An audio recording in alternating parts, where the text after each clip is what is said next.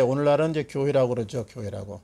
예배당 그러면 이 건물을 말하는 거고, 건물 위주로 말하는 거고, 교회라는 것은 우리 성도들의 모임입니다. 그러니까 외형적인 이 건물하고 아무 관계가 없다 이거죠. 그걸 우리가 알고, 교회 기원은 이제 이렇게 처음에 에덴의 언약교회에서, 그 다음에 돌제단, 우리 족장시대 돌제단, 그리고 세 번째는 이제 이 성막교회 시대인데, 이거는 이제 출애굽해서 모세가 1450년, 그러니까 BC 1450년경에 시내산에서 율법, 그리고 십계명, 그리고 성막에 대한 설계도 이걸 이제 받은 다음에 말씀으로 받은 거죠, 물론. 그 이후에 이제 이 성막을 이제 이렇게 지음으로 이렇게 이룩된 겁니다. 그러니까 우리 하나님께서 아브라함에게 그 창세기 12장에서 불러가지고 나중에 이렇게 제사를 드릴 때 횃불 사이로 지나가시면서 언약을 세우잖아요, 아브라함과. 그러면서 너희 저기 후손이 애굽에 가서 종살이하고 이제 민족을 이룬 다음에 다시 가나안 땅의 주인공 될 것이다. 그걸 자 미리 그렇게 오래전에 말씀을 하셔요. 근데 그게 실제로 이제 이룩된 것이 야곱 때 와서, 그러니까 이스라엘이 된 거지, 이스라엘. 약복 강가에서 이스라엘이 돼가지고 12지파를 이루면서 그 중에서 11번째인 요셉이 이제 애굽에 팔려갑니다. 형들의 이제 시기를 받아가지고. 그래서 이제 그때가 정확하게 내가 이거 연도를 정하는데 이게 연도가 참고자료를 쓰다 보니까 잘못된 자료를 제가 썼어요. 이게 연도는 좀 틀립니다. 이건 이제 아니고 어쨌든 애굽에 팔려가가지고 보디발 집에 총무로 이제 한 10여 년 그렇게 근무한 것 같아요. 그러다 감옥에 이제 누명석 감옥에 들어가서 거기서 또 이제 바로 왕의 애굽의 왕의 대신들을 만나가지고 정치 교육을 받습니다. 그게 한 2, 3년 정도 되는 것 같아요, 기간이. 그래서 이제 바로에 대한 여러 가지 이제 이야기를 듣고 정치하는 법을 배우는 거죠. 그래서 가정총무로 인해서 어떻게 하면 이런 대소사를 다스릴 수 있는가, 또 나라 일을 어떻게 보는가, 이걸 하나님이 한 13년에 걸쳐서 요셉을 이제 훈련시킨 다음에 이제 되었다 생각하니까 하나님이 바로에게 꿈을 줘가지고 그 꿈으로 이제 해석하게 해가지고 급기야 이제 감옥에 이제 죄수에서 일약 애굽의 총리가 됩니다. 총리가 돼. 그래서 이제 애굽 생활로 해서 그 꿈대로 7년 풍년이 들고 그 다음에 7년 흉년이 드는데 7년 풍년이 들 때는 다른 데는 대비를 잘 안 해요. 그냥 먹고 흥청망청 쓰고 계속 이런가 보다 그러는데 요셉은 그 꿈을 알고 어떻게 대처할 것을 미리 준비했기 때문에 7년 동안에 창고를 짓고 이제 곡식을 전부 다 이제 저축을 하고 비축을 해두는 거죠. 앞으로 닥칠 흉년 때를 대비한 것이죠. 그래가지고 드디어 이제 그 우여곡절에 그 중동 지역이 전부 다 그래가지고 야곱의 식구들도 이제 배고파가지고 양의 젖만 먹을 수가 없으니까, 그리고 풀까지도 마르니까 목주가 또 힘들고 그래가지고 이제 애굽으로 양식을 사러 오게 되죠. 그래서 결국은 아버지와 다시 상봉하게 되고 이주를 하게 됩니다. 그것이 대략 BC 1876년이 아닌가. 정확한 날짜는 모르지만 이제 연도를 거슬려서 가면 BC 1876년쯤에 이스라엘 식구들 70여인이 이제 70인이 이제 애굽으로 이주를 했다, 이렇게 이제 봅니다. 그래서 이제 147세로 야곱도 죽고 그 다음에 얼마 있지 않아서 이제 110세로 이제 애굽 총리도 죽어요. 그리고 나서 이제 바로가 왕이 바뀌죠. 이제 시간이 많이 흘렀으니까. 그런데 이제 학대를 이제 하기 시작합니다. 왜냐, 이스라엘 백성들이 번성하거든. 그래가지고 잘 되거든요. 그러니까 적군들이 쳐들어오면 같이 합세해가지고 애굽을 무너뜨리지 않을까 지레 염려를 해가지고 이스라엘 백성이 번창하지 못하도록 학대를 하기 시작하는데, 이제 성을 건축하게 하고 여러 가지 이제 노역을 시킵니다. 그런데 또 계속 이제 하니까 이제 남자아이가 태어나면 죽이라. 그때가 대략 언제인지는 모르지만 1527년경이 아닌가 봐요. BC 1527년경. 그때 이제 모세가 태어납니다. 그래가지고 갈대 상자에 넣어가지고 어머니가 석 달 키우다 이제 버렸는데, 미리암 누나가 따라가서 결국은 이제 바로의 딸 이제 공주가 그 아이를 양자로 삼는 것을 이제 보고는 어머니를 이제 유모로 갖다 들여가지고 이제 법적으로는 공주의 딸이고 이제 실제적으로는 이제 어머니가 키우는 거예요. 친어머니가 미리암이가.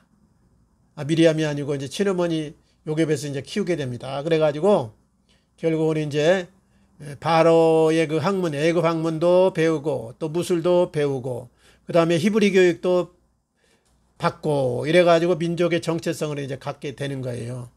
그래서 나중에 때가 되니까 이제 애굽 사람하고 히브리 사람이 싸우는 과정에서 히브리 사람 편을 들어서 애굽 사람을 죽이다 보니까 신분이 탄로나 가지고요 도망가게 됩니다. 그래가지고 저 미디안 광야로 이제 도망가게 되는 거죠. 그래서 미디안 가서 제사장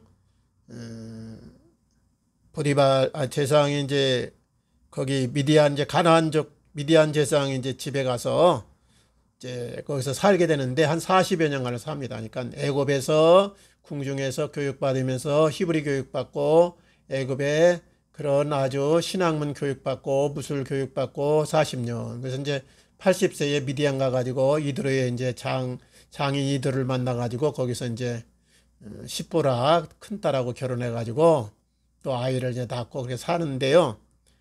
이제 애굽에서 이스라엘 백성들이 이제 고통을 당해요. 한 400여 년을 고통을 당하는 거예요. 이제 한참 종사를 하고. 그러니까 늘 기도하는 거예요. 하나님한테 우리 언제나 이제 이렇게 자유를 줍니까? 언제나 이제 평안을 줍니까? 그러다 보니까 400년 후에 이제 하나님이 응답하시는데 바로 모세가 이제 태어나가지고 이렇게 훈련을 또 80년간을 받아가지고 이제 미디안 광에서 드디어 부름을 받습니다.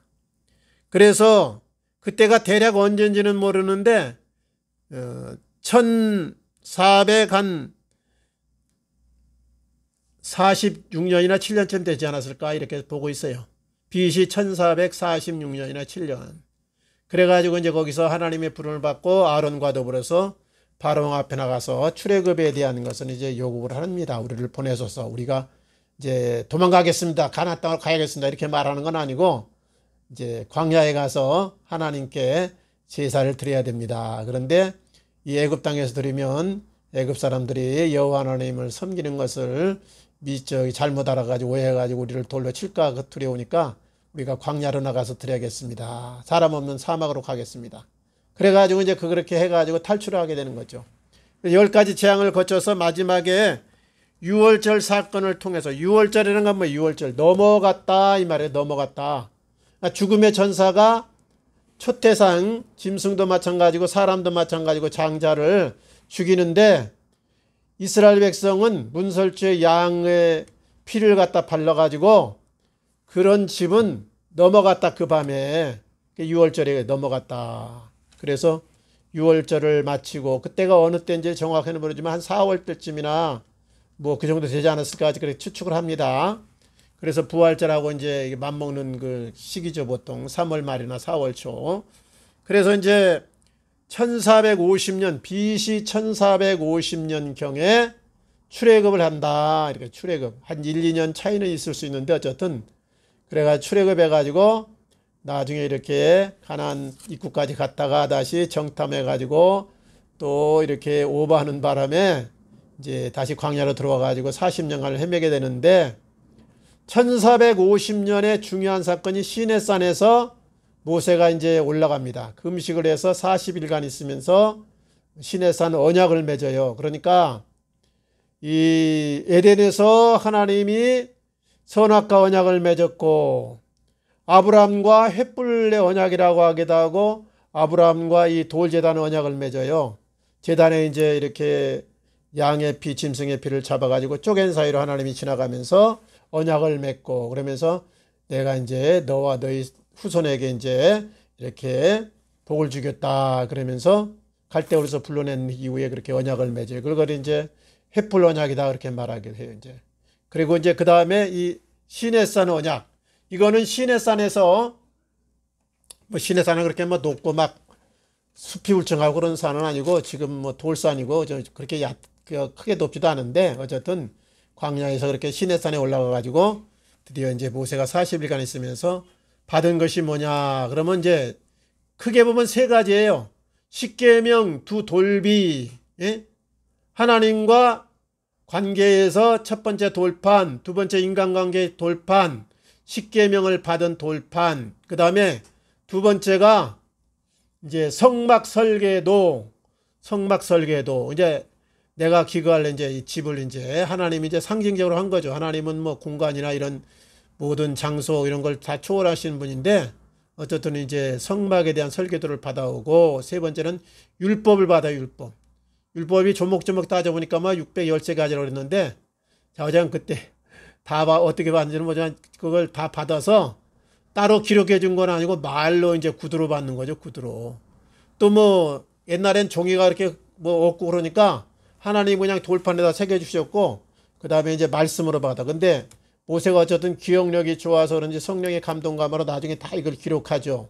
그것이 이제 우리 출애굽이나 레위기 뭐 민수기 다 나와 있는 거죠, 이게. 그러니까 이거 우리가 개인적으로 보기엔 엄청난 분량인데 이걸 어떻게 썼을까 그런데 하나님이 다 이제 성령의 감동감으로 기억나게 하셔서 내려와서 나중에 썼는지 613가지 법률도 쓰고 다 이제 기록해 놓고 십계명도 하고 다 해갖고 이제 성막 설계도 그 세부적인 걸 어떻게 기억하는지 모르겠는데 자기가 와가지고 그대로 만듭니다. 그래서 이제 성막 교회 시대가 됩니다. 하나님의 임재를 상징하는 거예요. 그러니까 성막은 크게 보면은 이제 성소뜰과 그 다음에 성소와 그리고 지성소로 구별됩니다. 그러니까 성막을 이렇게 이제 바깥에 이제 이렇게 막을 쳤잖아요. 그러면 그 안에 이제 마당이 있어. 마당은 성막들이라고 그래요, 이제. 그리고 저 앞에 이제 또 성소를 지었어. 성소를 지었고 성소를 또 둘로 나눠. 그래서 이제 지성소하고 성소하고 나누는데 거기 휘장이 쫙 있는 거죠.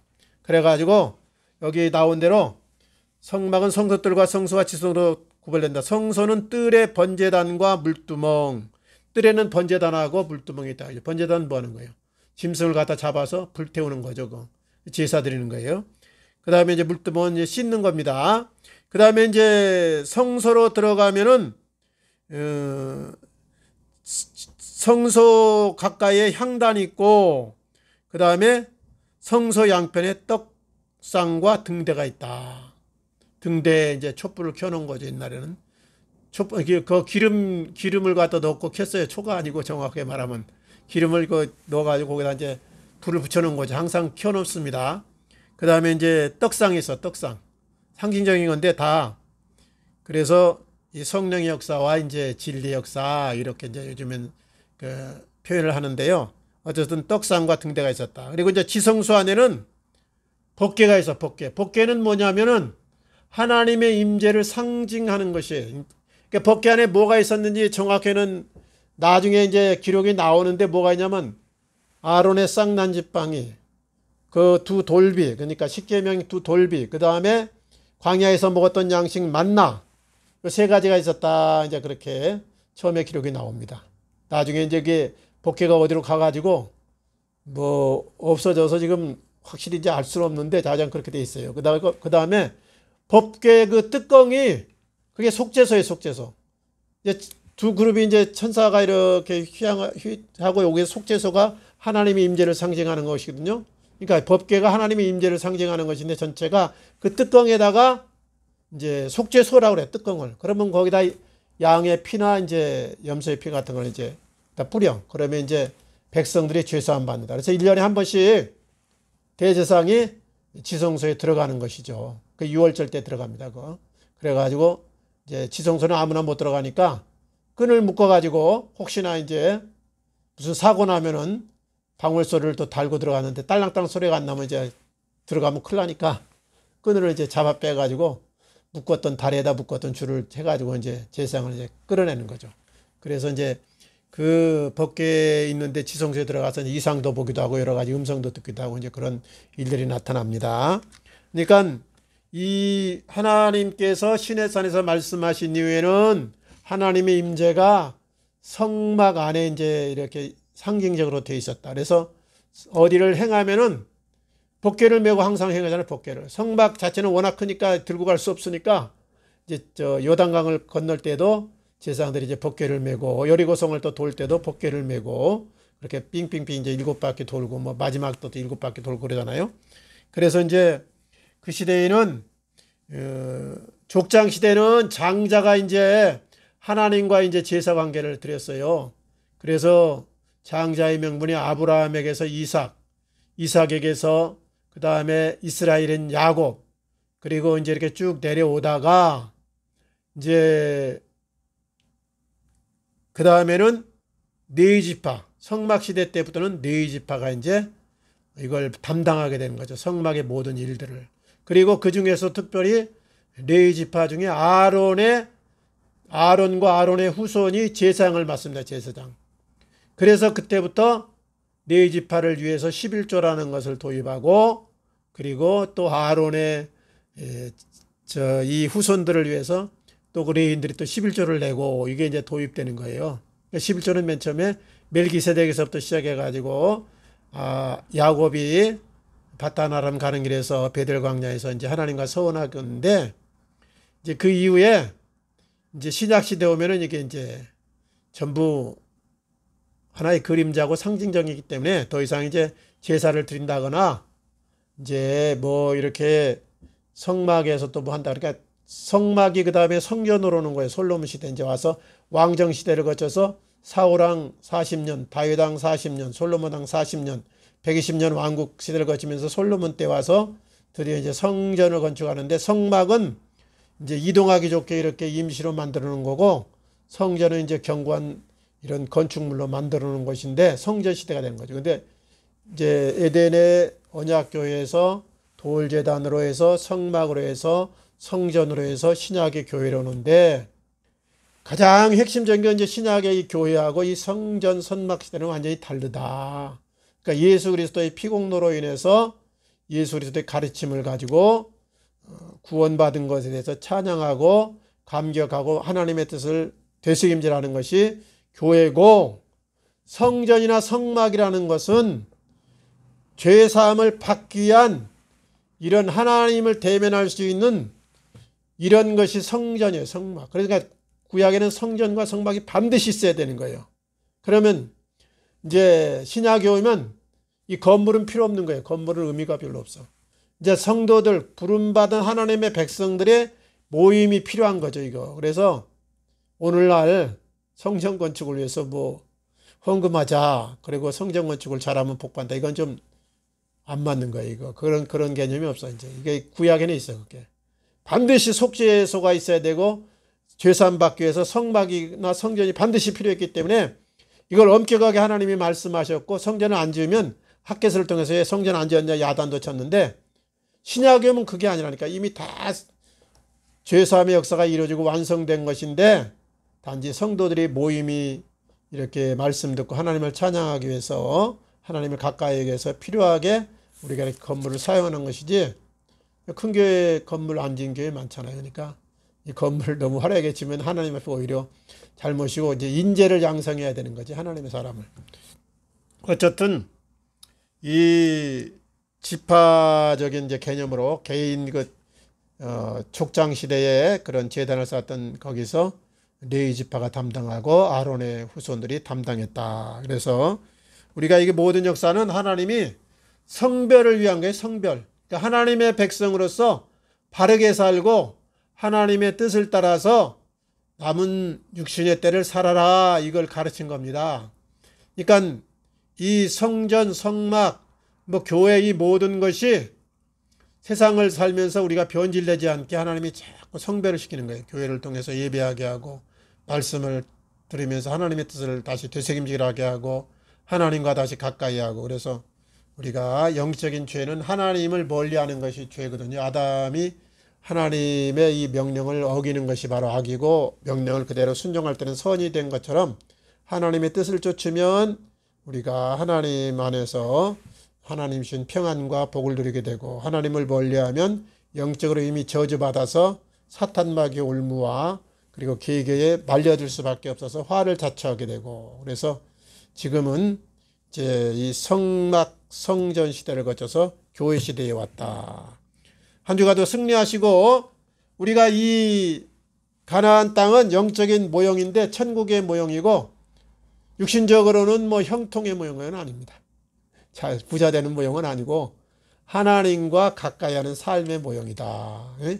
그것이 가나안의 그 회복된 에덴 동산을 말해요. 하나님과 늘 교제하면서 하나님과 교통하면서 하나님과 뜻을 같이 하면서 살아라. 하나님의 마음으로 살아라. 이것이 가나안의 그 축복에 관한 축복.